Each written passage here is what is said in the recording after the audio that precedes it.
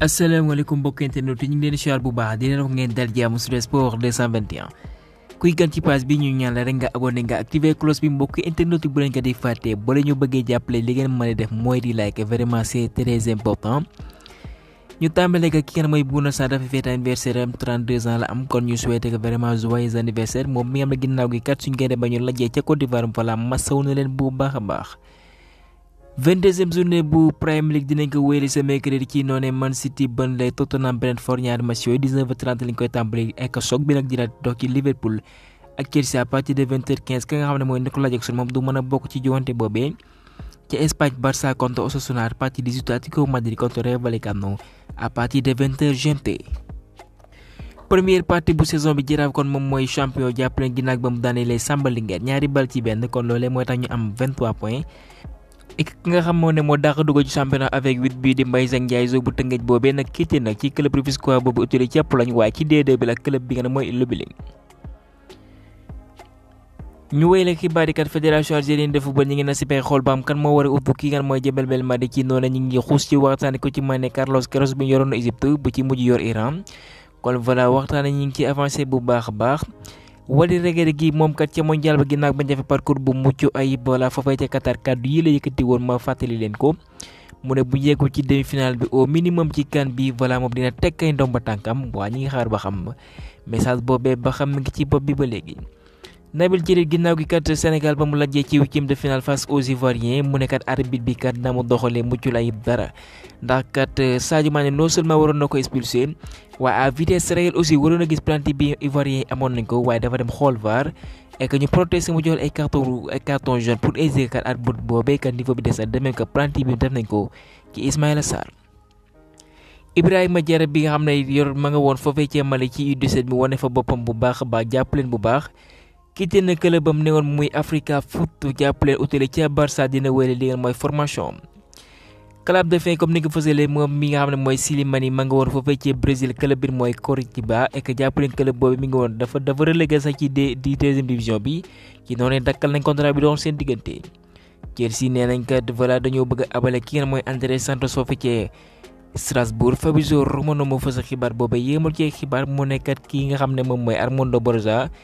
Wolverhampton bëggoon na nag ñu abal leen ko waa Chelsea kat ñoo leen gàntal Brighton ubbi na waxtaan ak waa Tottenham boo ko defee ñu abal leen wala boog ñu jaay leen ka nga xam ne mooy seen espagnol di Bryan Gil Mel moo fësal xibaar boobee Sky Sport feelu ko ne Lyon West Ham kat ñi ngi jege lool kat pour amal déggoo ci transfert bu Saïd Benrahma waaye nag transfert bi amtu na nag ci Lyon kat ñi ngi ci jafe-jafe dañoo bëgg yokku seen ay doole kii nga xam ne mooy doom Belge bu ñu naan Mangala utali na foofee ca Lyon ek ma nga bawoo ca Nottingham Forest ñu fay 30 millions d'euros ak ay mbaxus. Ahmad Diallo kat moom convaincre na kat waa Manchester United ci noonu nekk ñu ngi ci yoonu voilà boole ko ci équipe première bi. Cristiano Ronaldo dañoo fësal ci kii xibaar yi kat dafa amee gaañu loolee mooy tax voilà forfait na yoon bi ñu war a amal contre Al Nassr de Lionel Messi kon voilà nag retrouvailles entre les deux légendes du mën a antu. Argentine dina jouer match xaritoo entre le 18 ak le 26 mars en Chine pour préparer leen mooy Copa América waaye dinañ amal joŋante contre les Ivoiriens mu amee gaañu ci li nga mooy CAN bi kon moom meen mooy Mo Salah commencé war na entraînement yi entraîneur bu Guinée bi nag kenn xamul lan la soxoree Sénégal moom meen mooy Kaba Diawara mu nekkat Sénégalais yi ginnaaw gi kat ba ñu génnee ci li nga mooy phase boulevard benn arrogance la ñu wane mu ne nag dara jaaxlu ko ci li nga xam ne mooy CAN bi. ndax kat équipe buy dem da nga war demee li ngeen mooy humilité nga wàcce sa bopp nga xam ne voilà tegoo mënoo fi mu ne Sénégal kat léegi génn nañ ci compétition bi parce que seen ay joueurs dañoo arrogant woon. loolee mënu leen may ñu sori ci ay joŋante kon ki nga xam ne mooy benn correspondant Guardian moo fa sa xibaar boobee kon loolee la ñuy ñaawlu la bu baax a baax ndax Sénégal ak Guinée voilà deux peuples la ndax Guinéen yi fi nekk voilà ñi fiy daan seen tool yi fi am teranga waaye bi fi bëggee dugal wala boog sport bëgg ñëw xajjalikat loolee lu ñuy ñaawlu la. bu baax a baax Alioune Badji moom abale nañ ko foofee ca Gaziantep ginnaaw gi ba mu doon doxal ca Bordeaux waaye contrat bi dafay dem pour rappel ba 30 juin 2024 ak club bu Turquie boobee laata muy delluwaat ca France Mbaye Niang quitté na ca Turquie club bi mooy Adana Demirspor ginnaaw bañ dakkale contrat utili war na Italie club bi mooy Empoli et que ñu ngi ñaawlu lii aussi bu baax a baax Aliou Cissé ak Gaynde xam ngeen ne yegg si nañ fii ci réew mi ginnaaw bañ lajjee foofee ca Côte d'Ivoire ñi ngi fësal ci kayitu xibaar yi ne kat voilà dañ ko doon yuuxoo ek loolee kat vraiment lu ñuy ñaaw la bu baax a baax ndax kat voilà dañu fàtte ñamu démb comme ni ngay waxee li ñu fi def